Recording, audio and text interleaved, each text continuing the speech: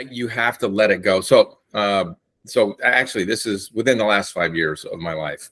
There was an individual who was doing just that.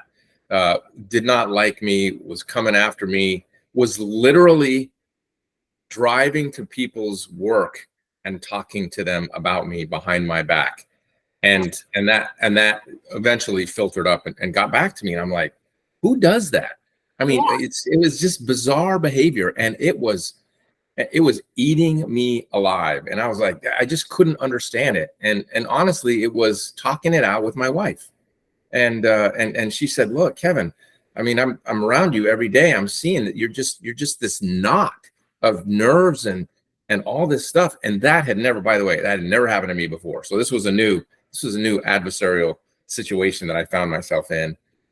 And finally, as I continued to process it and work through it, I just said, I'm done with that person. I'm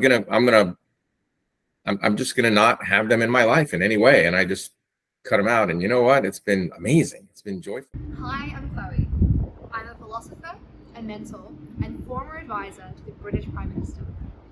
Meet my co-host Kevin. He's a former US Coast Guard captain and now an esteemed business leader and family man. And together, we're going to help you find your courage. And how do you find your courage? You crush the dilemmas that life throws at you. So we're going to help you do just that. Well, Ollie, we're talking about crushing your dilemma. What is your dilemma? Do you have a dilemma that you've been thinking about and wrestling with? I've had dilemmas. Yeah, I mean, I think as any young person does, we all have dilemmas that get spotlighted throughout specific times of stuff that we're going through. The one that I would love to learn more about from you two is, the dilemma of dealing with adversaries. And a bit of my experience is that growing up, I didn't really take the usual path that most kids did. You go finish high school, go straight to uni, find a job, and do your thing. I started working for a tech company when I was 17 years old, and through that experience, and because it was more of a tech startup, they put a lot of faith in me, and through that, I was able to do pretty incredible things, like managing teams of 10 people or more when I was still 19. All of these people minimum 10 years my senior. So it was a bit of an interesting dynamic. And obviously, maybe not obviously, but I think looking back on it, obviously, when you're being managed, or a kid who's 10 years younger than you has a better job than you, and maybe putting out more output than you, I think tensions tend to rise. It's sort of it feels almost it could feel unfair, and I never saw anything like that coming. Maybe it was the naivety or something along those lines, but I never really saw my first proper adversary coming until it was too late. And when it was too late, it felt like the world was sort of turning on me. I had nobody really. No, I had no. It was at a time where I had no proper allies left, because all my allies had sort of left the company and gone off to do other things. And they were still allies in my personal life, but in my professional life, I was the most exposed I'd ever been. And being a generally likable person, I never really expected people to just not like me. And when they did, it was very foreign. So that's the dilemma that that's been on my mind, because things like this, they've happened a few times now, and I'm sure that they will continue to happen all throughout my life, as you guys both know. So what do you think? Wow. Well, thank you for being really vulnerable and honest and sharing something very personal. I'd love to find out more about how you were impacted by this adversary. So you talked about the way that it made you feel like a bit of shock. I'd love to find out more about that. Sure. So it was a shocking thing, because it was something that I had never dealt with before. I used to think that everyone was on my side no matter what. And then, one day the wall started sort of shifting in, because I, maybe went above and beyond when I wanted stuff to get done. Um, and so I just did those things myself. And the people whose job it actually was to do those things wasn't very happy about that. Now, how did that actually make me feel? Well, I lost a lot of trust for people. Um, and as well as that, it came at an annoying time, I'd say, because the company had been through some big changes. There were layoffs earlier in the year and everything like that. And several of my staff got affected, and I was very young, and so I definitely didn't deal with it in the right way, and just said that I was fine and put a smile on my face, and it really trapped me inside my head for a while.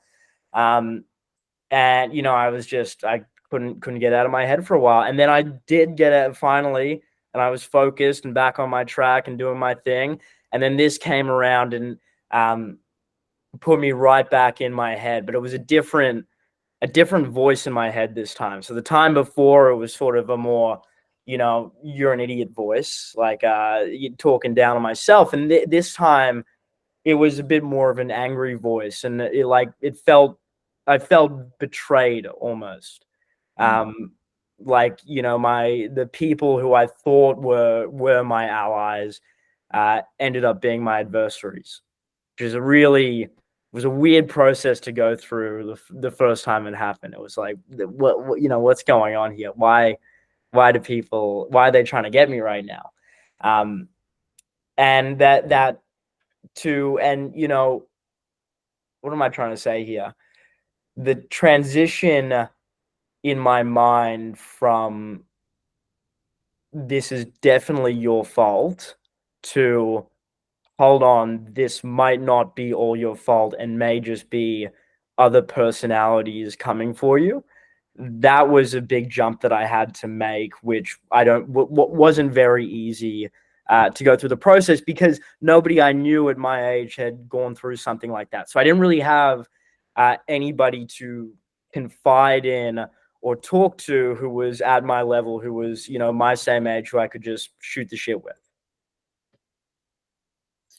So that's a great dilemma, by the way. And there's lots of people who go through it in very similar ways. But now you've advanced. Now it's a couple years later, and you are going back and processing that information. And oh, by the way, you're not done with that. It's going to continue to confront you.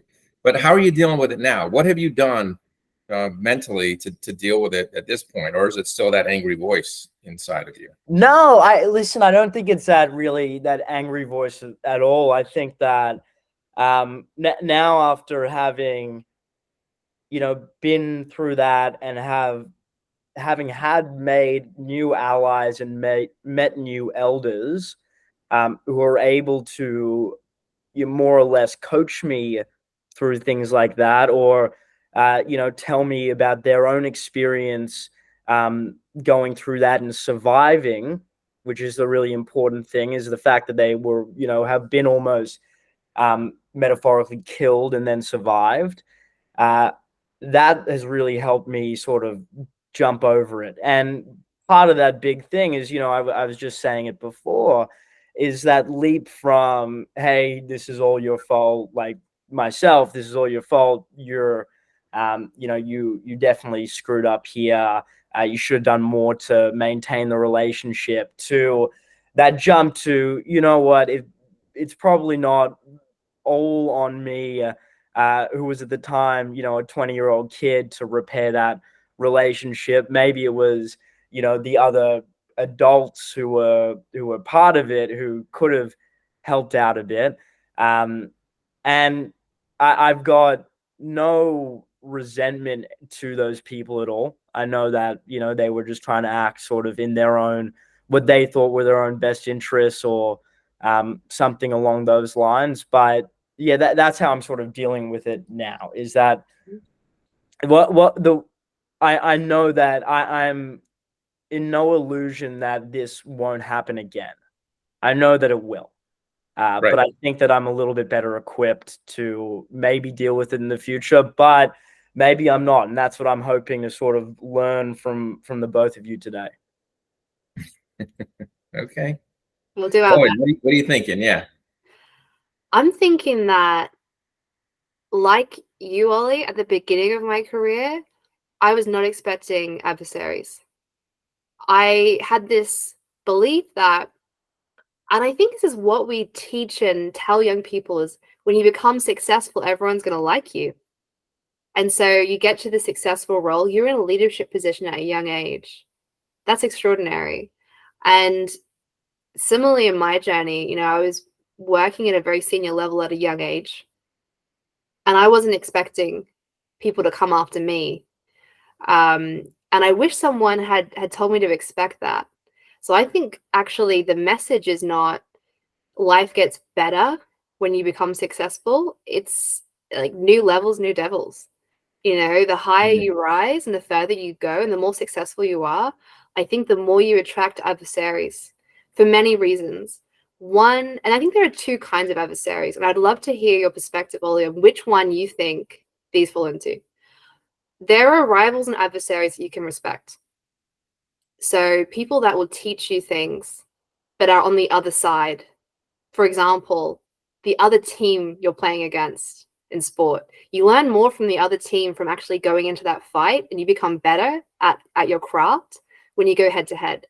For me, it was my political arguments with people on the other side of politics. We'd go into a studio together. We were rivals, adversaries, but I really respected them because they were on the other side, but we were both doing the same thing, which was fighting for what we believed in.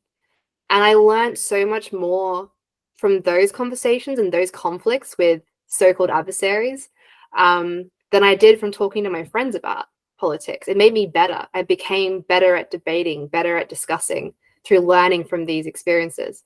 So I think those kind of adversaries we should welcome, and they can really help us become better versions of ourselves. There's another kind of adversary which I would kind of imagine as the troll under the bridge. So, if you think about like hero stories and like, the kind of old fashioned myths, there's this idea of, this kind of hero going forth on their path. And there are these troll like monsters who are like trying to get the hero off their path and just shouting with like, just their mission is to make you doubt yourself, question your abilities, stray off the path, and become distracted. And those kind of adversaries, the only thing that they can teach you is to not be like them. And you just have to ignore them. And it's difficult because they're really loud. And they'll be coming, if you're doing anything interesting, if you're in any kind of position where you're making a difference, where you're effective, there will always be trolls. There will always be people on the sidelines saying, you should have done this better. Or, wow, you made one mistake out of 100 things. You're a terrible person. And they're all on the sidelines, and you just have to block them out. And one strategy that I've developed to deal with this is I have a mantra of not taking criticism from people who are not in the ring. So if you're someone who is striving to be a better person, if you're in the ring of life and pushing to be better, and you're someone that I can respect in the fight, then I might listen to your criticism. But if you are just a bully who's sitting on the sidelines criticizing everyone else, I need to block that out, because that's all that's going to do is distract me. So that's something that I would love to hear, like, your perspective on what camp you think these adversaries might fall into. Listen, I think definitely that the adversary in question, the one that I was just talking about for the large part of it, was definitely in the second camp, because there wasn't like they were. It is an interesting question. Do you think do former allies that turn into adversaries, can they fit into both camps, or are they primarily in one? I think they can have different functions in different times of your journey. Like maybe at one point they were the mentor or the tough adversary who taught you something, but maybe something changed along the way and they got cynical or envious and they became this kind of negative force in your life? And maybe that could have been, they could have been both for you. What do you think? I listen. I think that it was definitely. I think it was definitely the second type trying to sort of blow me off course, just because. And maybe that's the wrong way to look at it, because there's always things that you can learn things from everybody. And I could have definitely learned from this person, but I think that the intention that they had was not necessarily a competitive one, and more so of a, hey, let's just beat this person down, because or they I think that what they really did, and this might be looking too far into it, is the culmination of everything that was going wrong with what they were doing or in their lives, they reflected onto me, and then so I became the problem to them, and maybe them doing these things was the way, or in their mind, was the way that they got past these problems, and that if I was gone, that these things, their life would start turning up again. Mm, But in it, interesting. that's straying from the fact. And answer your question, I think, yeah, it was the second type. This is great stuff. Taking all kinds of notes here, wanting to respond to stuff, but I wanted you guys to finish. Just to go back, so Chloe, you said something that's really important that that I have experienced many times. But just to share a very quick story about how I can relate to this. When I graduated from college, when I graduated from the Coast Guard Academy, and you're assigned to a ship, you go to your first ship, and you're placed in a position as a division officer. And so you now have 8 to 10 people in that division that work for you. So it's this exact circumstance where I'm literally this 21-year-old kid, and I am now the supervisor, the boss of this whole fleet of experts in a particular field, the division that I'm responsible for, some of whom have been at sea for 20 years, some of whom know their trade cold. I know nothing about any of this stuff, and I have to be their boss. I have to lead them. And it's this whole idea of having a genuine interest in the people that are working for you, or that you find yourself over. Because Chloe's right. When you show a genuine interest in them, even if they're going to be a hater, and they're going to be those people, and there's nothing you can do about it, and you just have to accept it. Life is not fair. It never will be. And so there are going to be things that confront you that just you didn't deserve, you didn't see coming, and you don't want to be a part of. But having a degree of humility, and having a degree of respect for them, and being genuinely interested in them, it's funny how the barriers come down, and a lot of the negativity starts to fade away when you start asking, hey, tell me about your family. Hey, tell me about, how did you learn? Where'd you go to school? Where'd you grow up? And as you pull those things out of them, all of a sudden they realize, okay, there's more to you than just this person who arrived because they're a tech phenom that rose quickly and found themselves in this position. And it's interesting. You're not going to win everybody over, but that's that's one way to think about it. And yeah, the other thing is, there are going to be people who your life will be better if you just ignore them. They're just going to be there, and you sort of have to put them in that box and say, that's it. There's another guy, another part of my life, who I tried hard. I'm not a hard guy to get along with. I know that. And there's very few people that I don't get along with.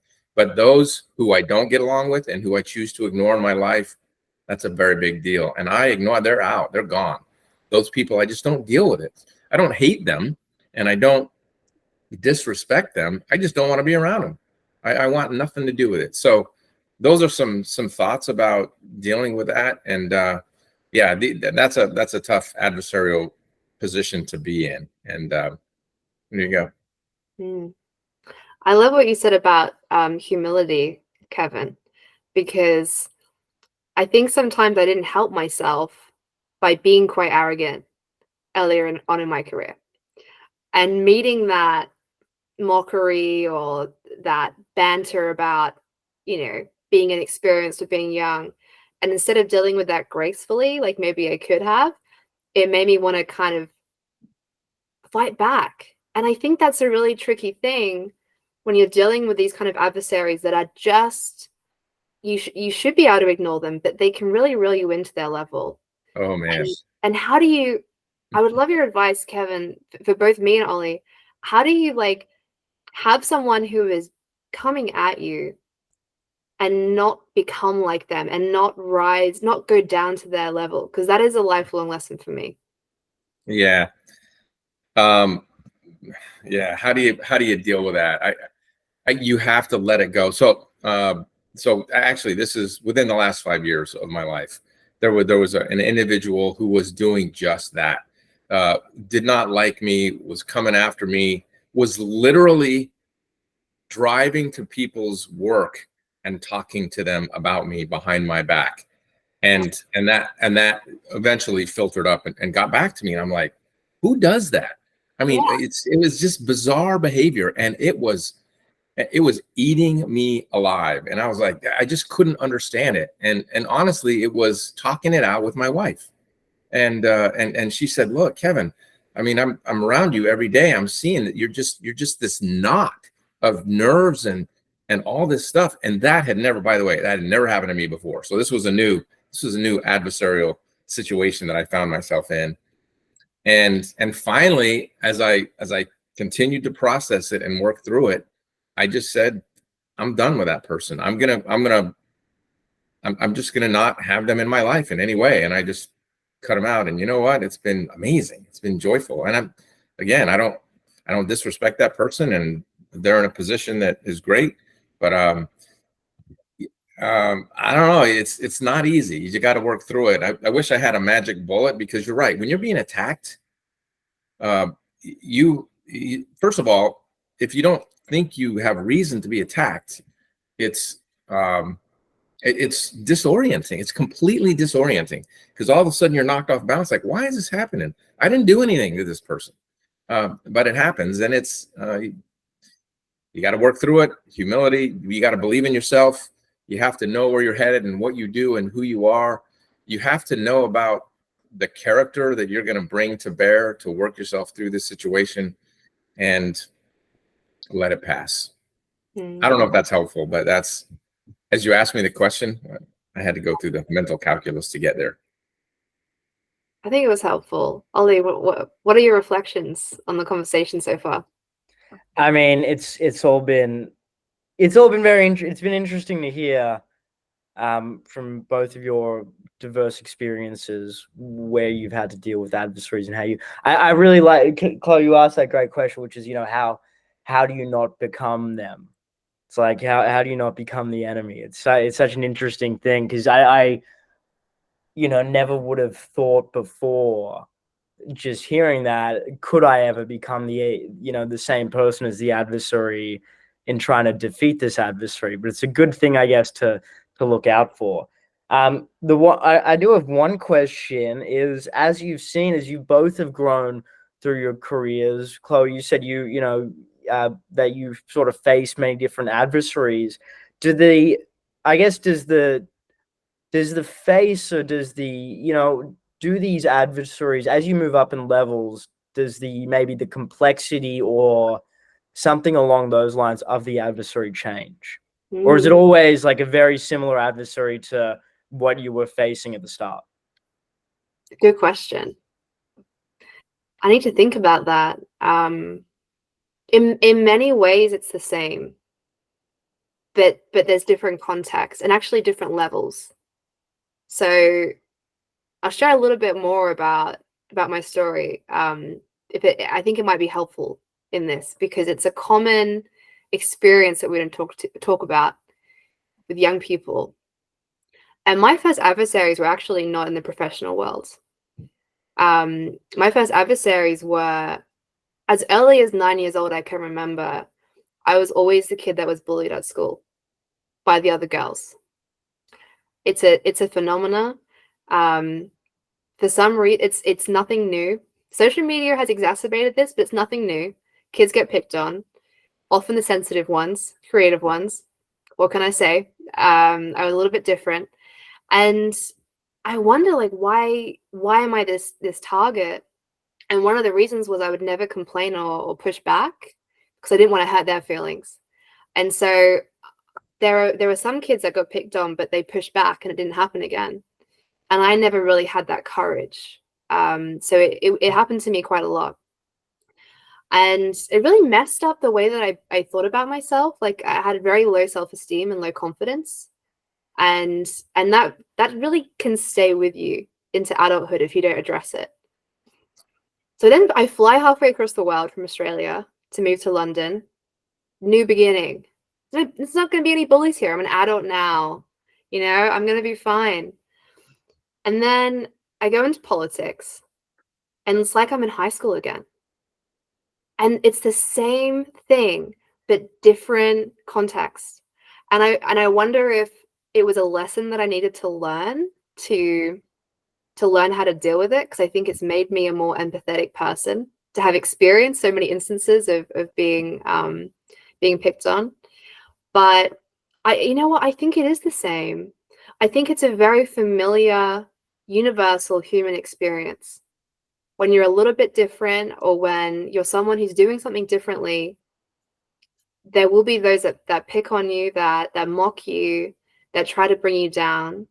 And I think about some of my heroes, you know, like that you would think like this would never happen to them.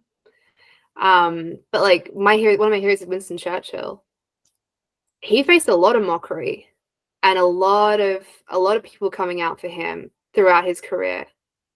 Like so many others like that throughout human history. You know, Alexander the Great. You know, they really made fun of him because at a young age he was saying, "I'm going to go take over the world." They're like, "What? What are you doing?" Like they were all whispering behind his back, like, "This guy is crazy."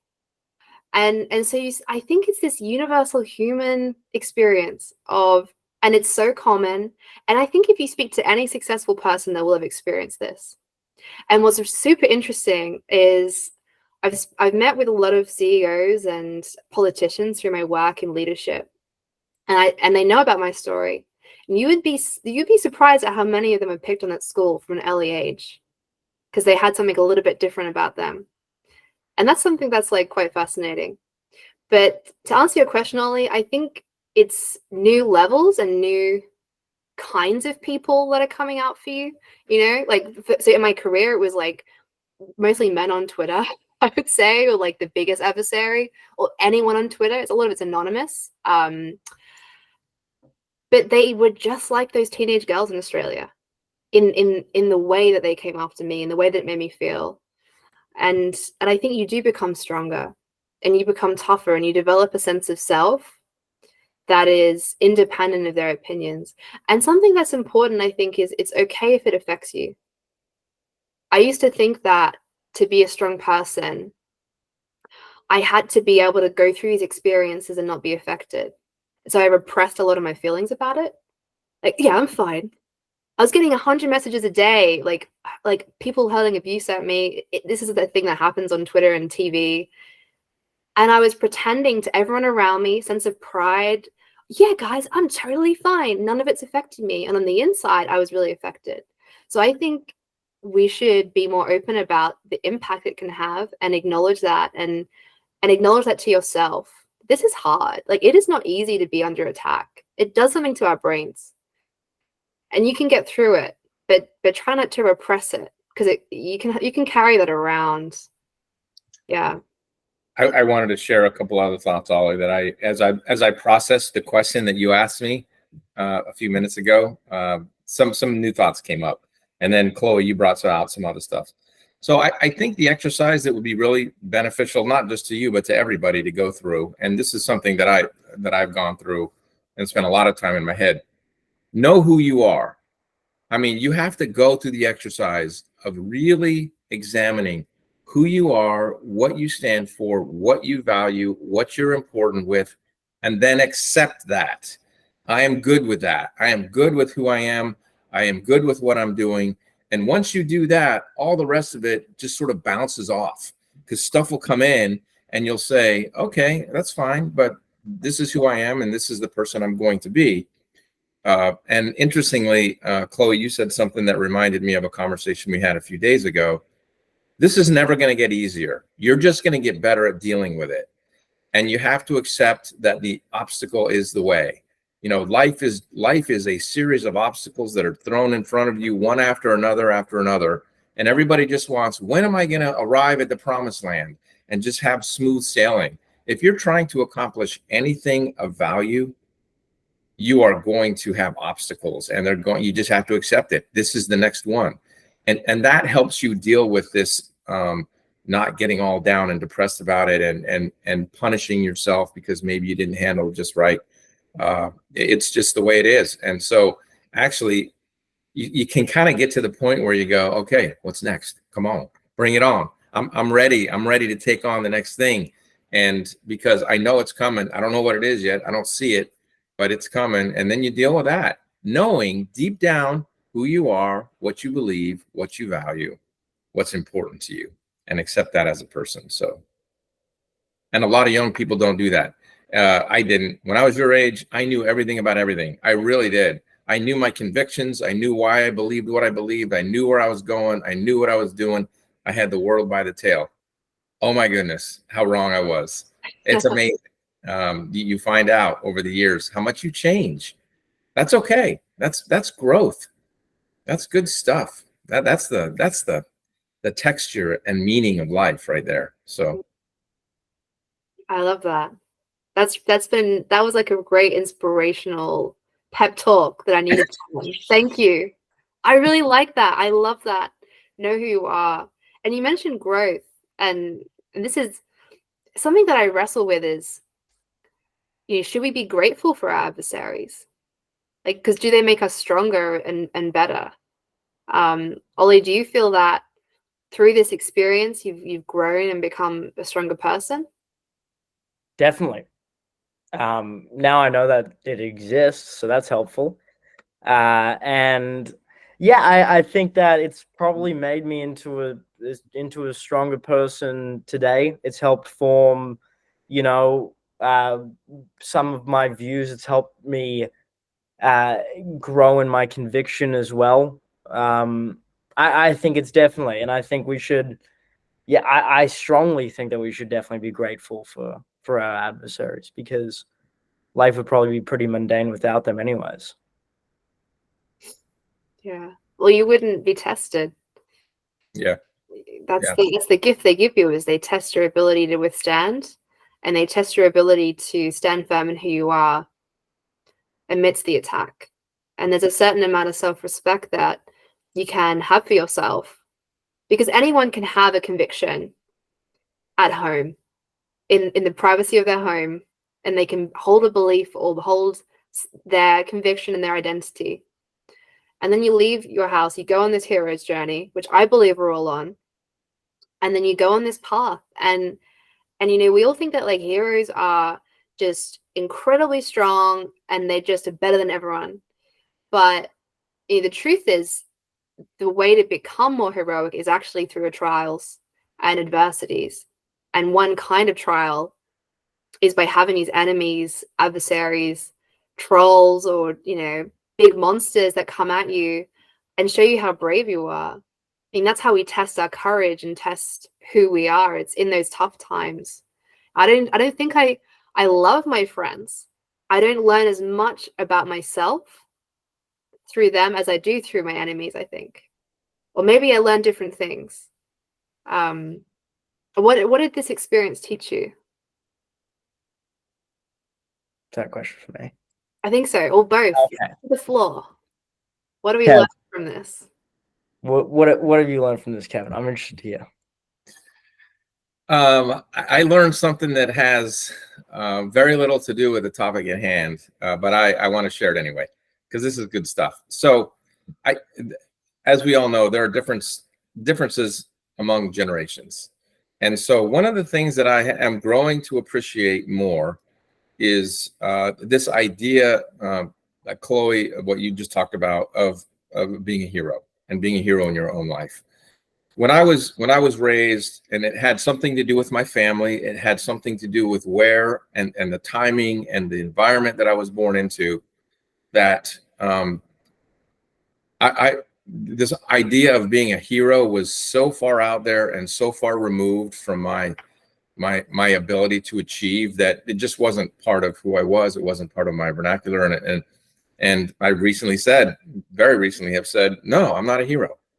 But the way you guys talk about it, that this journey of life and meeting adversaries and going through circumstances and learning and growing has caused me to go back into my own life and realize, you know what?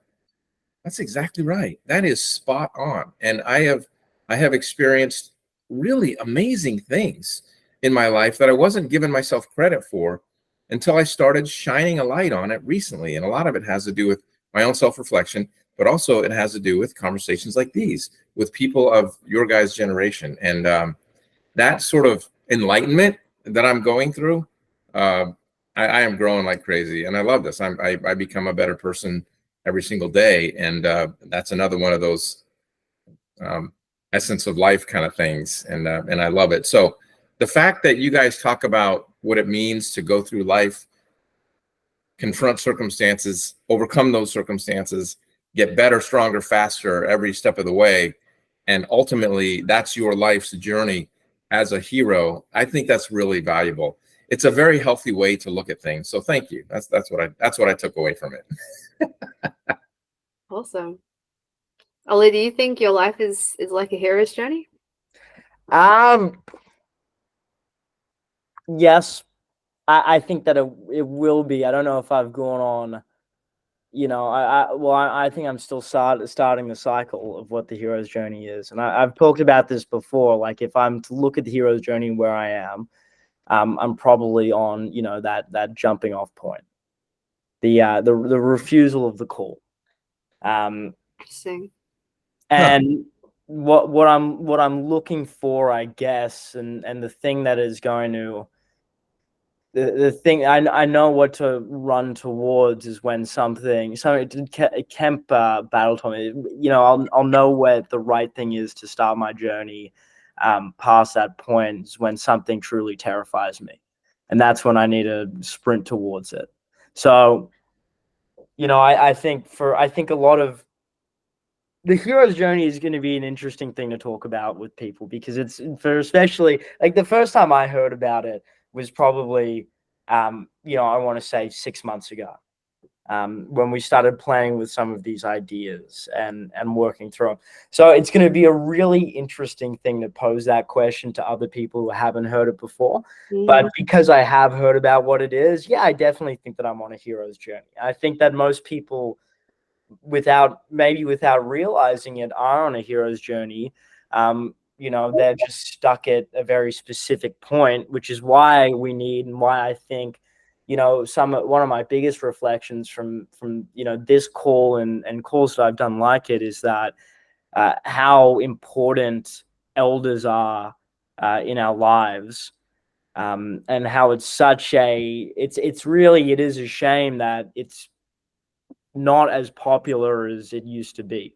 And I think that every young person should seek out and find elders who have, been through the battle before and have, only just survived and can tell the tales of their battle, because it's, that's where we learn, and that's where we learn that it's all right, and that it's probably best to take the risks that we need to take in order to go on our hero's journey.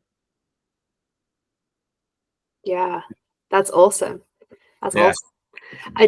I'm interested in this refusal of the call, Ollie, and I want to make a connection here, just because I find your life journey very interesting, and I think it really resonates. I can't speak for Kevin, but it really resonates with mine. Is I wonder if that experience of facing adversaries in an early time in your journey, when you were promoted to being a leader, has that made you more afraid or more nervous or fearful of being a leader again, and of your greatness? You know what? It did for a while, and it doesn't anymore. I think that it definitely shook the hell out of me, and I was like, you know what? I was like, I don't really want to manage people again. Sort of, I just want to do my own thing and build things by myself. And I think I've definitely, even in the last even in the last 6 months, have really regained that confidence. And am excited to be a leader again. And it's because of people like you guys who I'm on a call with right now. Because I get to, see what how that hero's journey turns out and what it looks like. And it is something very, very inspirational. Something for me to aspire to is to be like people like you, to have that greatness. So Ollie and Chloe, both of you, another thought that occurred to me while you were talking, Ollie, while you were just sharing your that latest piece, and you will hear me say this. I don't know. You'll never hear me stop saying it. That's probably a better way. And that's the concept of getting up. You are going to go through circumstances where you either get completely like wiped out by an adversary, whatever the adversary is, whether it's a circumstance, a person, a decision that you've made, or something, and it is going to wipe you out. And by the way, this is going to happen a lot throughout the rest of your life. And the only thing I can tell you is get up. Just keep getting up and going on the journey that you're on, because ultimately the world conspires to help you achieve what you're after if you keep getting up. And if you don't, and most people don't, by the way, after they get knocked down a few times, they're like, I'm done.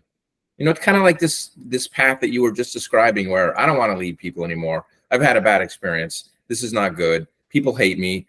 I haven't done anything wrong. Why do I want to put myself through this?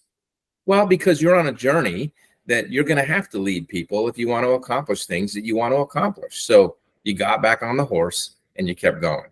And that's going to happen. And sometimes it wipes you out for months, years. And I'm not saying you stop being a human and, go into a dark room and don't interact with anybody. I'm not saying that, but psychologically you've been damaged to the point where it hurts. And so you got to get up, keep going. And if you do, it's amazing. All of a sudden, these things that were huge, big deals just sort of fade away, and you keep going. It's good stuff. Absolutely. And the sense of pride. I'm a bit further along than Ollie, but not quite as far along on my journey as you, Kevin. I'm somewhere in the middle and still learning, still growing.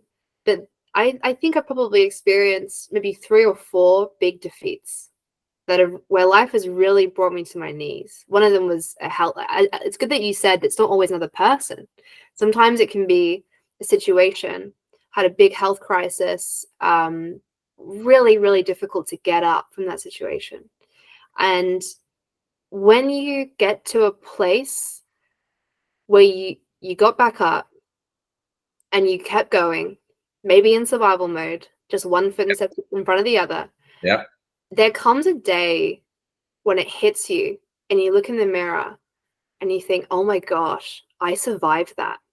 Yeah. And it's a sense of pride that no one else knows. No one else knows what you've been through. Right. No one else knows what you've had to overcome to get to where you are. But And right. So it's not about getting up to prove to others or to make a point. That sometimes you can be fueled by that. But the most rewarding thing is like, I'm getting back up for me, because I know there'll come a day when I'll see myself in the mirror and think, oh, I'm proud of you. Like, I can really respect what you've been through. And you don't have to tell anyone about it. These journeys, we can keep them to ourselves.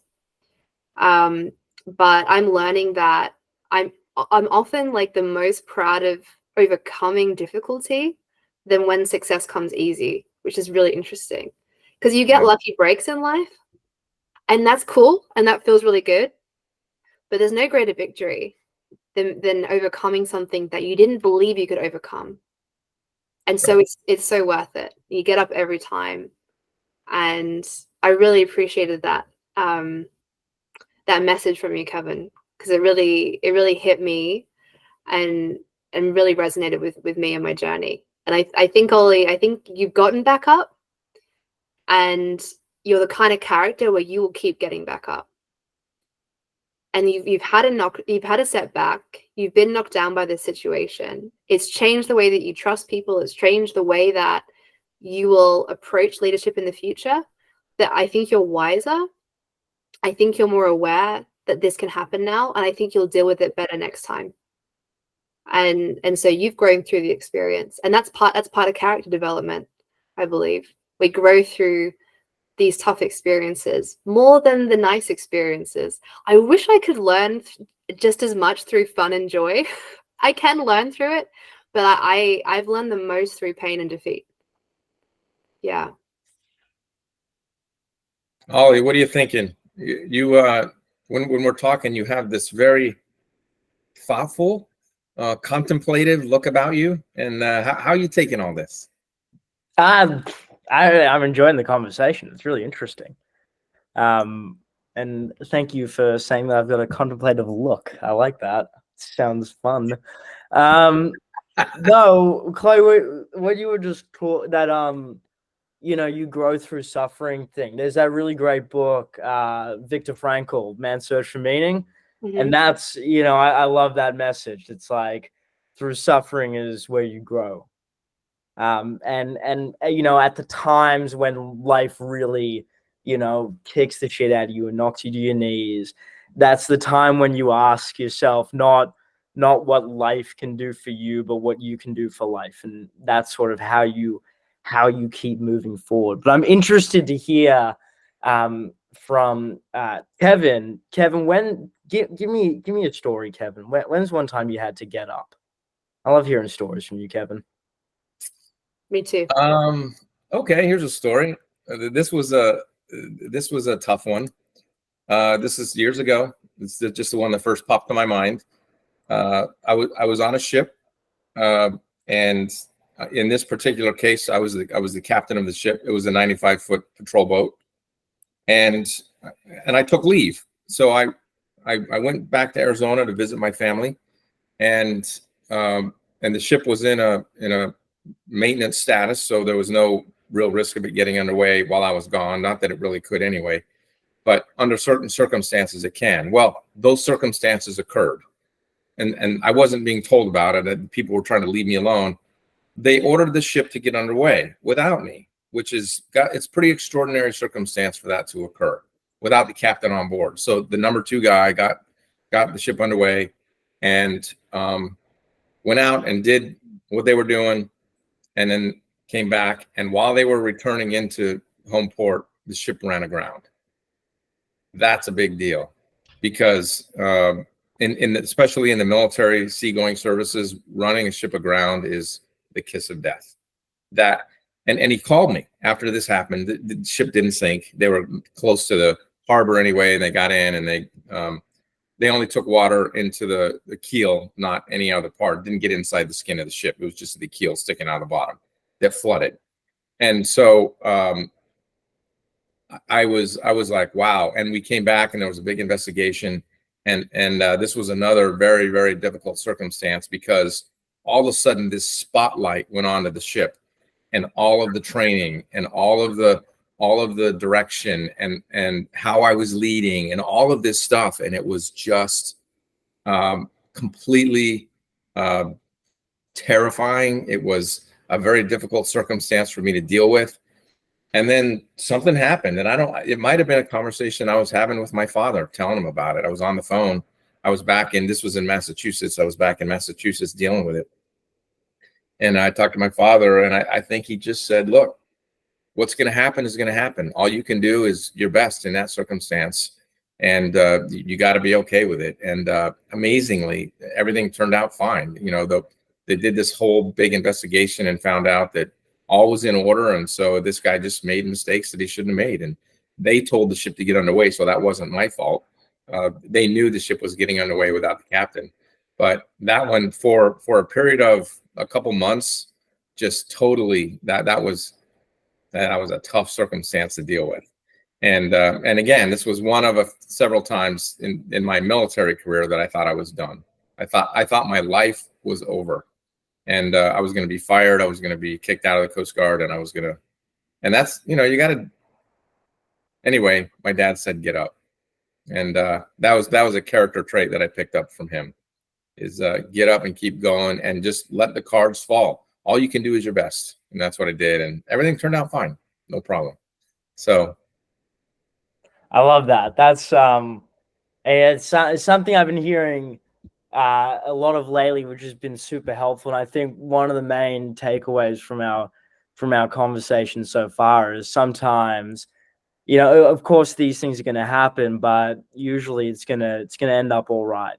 And Kevin, you've got your game plan, you've got the objectives that you're reaching for. And what I love that you have about that is you're like, you know what, there's a good chance I'm not going to hit those exact objectives, but I'm going to hit something close to them, and everything's going to turn out all right. So I love that sentiment. Sometimes you just got to, keep your arms and legs inside the craft and let the ride play out. that's it. That's a great way to say that. And in most cases, with respect to that game plan, things turn out better. Actually, it's really interesting. You set the objective. This is what I want to accomplish, and you start going there, and you end up adjusting course a little bit because life is coming at you. But where you finally get to is beyond and better than you thought it was. It's really fun. I want to say one other thing that you said earlier that was really important. This idea of seeking out elders. That's another thing that I think we people, but particularly I think it's important for young people like you guys. And elders don't have to be old gray people like me. They can be people who are your own age, who have been through circumstances that they have learned and grown from. And then you say, okay, you're doing that, Ollie. You're seeking out those elders, those people who have been there, done that, and learned something from it. Because some people been there, done that, and crashed and burned, and they're still on fire. Those aren't the ones you want to be learning from. you want to those who have conquered and keep doing it. You're doing it. What was that? What was the? You said something. What did you say about Kemp? He told you, find out what terrifies you and then run for it. That is unusual. Most people don't do that. Most people are like, that terrifies me. Bye. I'm gone. I'm heading another way. And they run away, and to run toward it and to take it on, that's good stuff. Perfect. It's really good stuff. And I love that you're seeking out elders, Ollie. And I think that's the way we become better. We don't have to go through our life journey alone, dealing with everything completely on our own. Like, we have in our community, online, on YouTube, like, there are some incredible speakers and thinkers and teachers. And even in history, some of my greatest elders have been historical figures that are no longer around. But I've read about their stories, and I've read their quotes, and I've been inspired by them. And I think find the inspiration where it resonates with you. There might be a hero that Kevin resonates with, one that I resonate with, but you'll have your own heroes and your own elders that will speak to you. So go and seek out the people that you most admire and learn from them. That's been a really great experience for me, especially when, I didn't have that growing up.